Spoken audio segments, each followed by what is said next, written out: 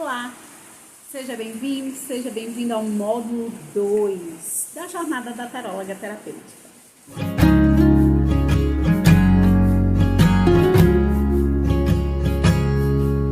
Hoje a gente vai falar sobre a formação das cartas do tarô. É muito importante que a gente tenha sempre em mente que a gente está sempre lidando com 22 arcanos maiores, 16 figuras da corte e 40 arcanos menores, independentemente de qual formato o nosso tarô tenha.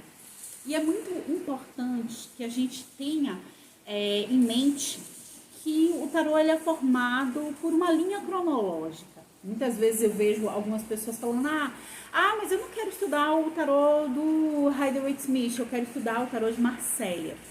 Como se fossem coisas completamente diferentes. E é muito importante que a gente traga esse entendimento de que não são coisas diferentes. São modernizações da mesma coisa que aconteceram ao longo do tempo. O que a gente chama de tarô de Marselha são essas cartas, composto pelas 16 figuras da corte. Os 22 arcanos maiores também são retratados com desenhos, aqueles desenhos que a gente já conhece.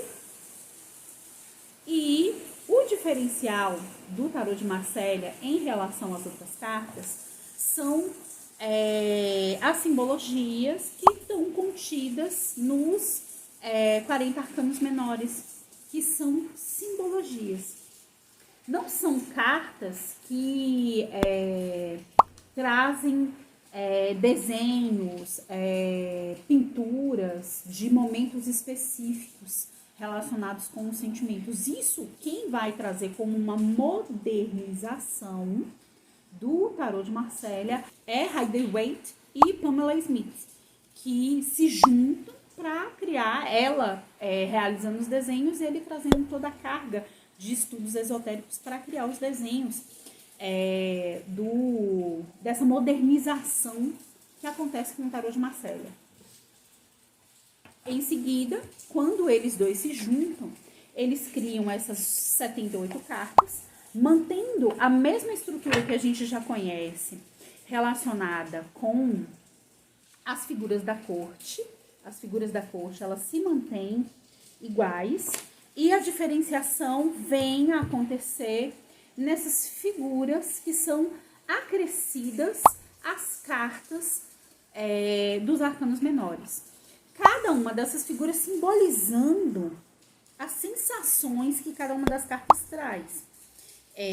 Por exemplo, o 3 de espadas aqui representado por 3 punhais fincados ao coração. Essa é uma carta muito emblemática, a gente conhece muito essa figura, sendo que no tarô de Marselha é apenas uma carta do naipe de espadas, com uma simbologia de 3 espadas simples, sem trazer nenhuma contextualização dos desenhos para essa carta. Aqui a gente percebe a diferença entre o 3 de espadas do Rider-Waite-Smith, que já traz essa sensação de algo ruim, de alguma situação de dor, e o 3 de espadas do tarô de Marselha, que é simbolizado pela espada junto com outras simbologias, mas que não traz o entendimento mais aprofundado sobre aquilo que o tarô, aquilo que aquela carta traz como significado. Geralmente, quando as pessoas me perguntam, por exemplo, Kelly, qual é o melhor tarô para começar a jogar? E eu digo para as pessoas que o tarô, o Rider-Waite-Smith, por ele ter essa, vamos dizer assim, essa facilidade na interpretação, que são essas imagens, por exemplo, aqui, o 2 de copas, aqui, o 6 de paus, é muito mais fácil para a gente entender o significado com essa simbologia que traz uma ideia mais arquétipica em relação ao significado. É muito mais fácil a gente aprender dessa maneira. Posteriormente ao esquema, ao sistema Rider-Waite-Smith, como a gente chama, surgem outros tarôs com diversas simbologias, tanto que quando a gente pesquisa na internet para comprar um tarô, a infinidade de opções é muito grande. Porém, mesmo as infinidades dos tarôs sendo tão grandes, geralmente eles se prendem àquilo que a gente chama de sistema Rider-Waite-Smith, que é a divisão em 78 cartas, 22 arcanos maiores, 16 figuras da corte e 40 arcanos menores. Então surgem outros tarôs que são modernizações do Rider-Waite-Smith, sempre com essa mesma estrutura. 16 figuras da corte, 22 arcanos maiores e 40 arcanos menores. Aí eu trouxe aqui o tarô Murra, que é o meu tarô de trabalho, que é um tarô que segue o sistema Rider-Waite-Smith, mas mantém a estrutura das figuras com algumas diferenças. Por exemplo, a maioria das figuras dos arcanos menores é representado por mulheres. E aí, assim, algumas pessoas me perguntam, mas só existe tarô de 78 cartas? Não necessariamente. Muitas vezes acontecem de alguns outros sistemas oraculares, alguns outros oráculos, que às vezes a gente chama de tarô, mas não necessariamente são tarôs, como por exemplo o tarô de Osho. Ele tem um sistema completamente diferente do tarô como a gente conhece, mas ele é chamado de tarô do Osho. E aí vai da gente olhar sempre, pesquisar para saber se aquele sistema é formado por 78 cartas, sendo que 22 são arcanos maiores e 56 são arcanos menores. E aí, partindo desse entendimento, a gente vai para uma outra coisa muito importante que a gente precisa de ter consciência em relação ao tarô, que é a diferença entre o tarô adivinhatório e o tarô terapêutico. Dentro da internet, se a gente começar a pesquisar, a gente vai achar uma série de opiniões a respeito disso. Existem pessoas que defendem veementemente que o tarô é apenas adivinhatório. Tem pessoas que defendem que o tarô é apenas terapêutico, que é um sacrilégio se utilizar o tarô como fonte de adivinhação.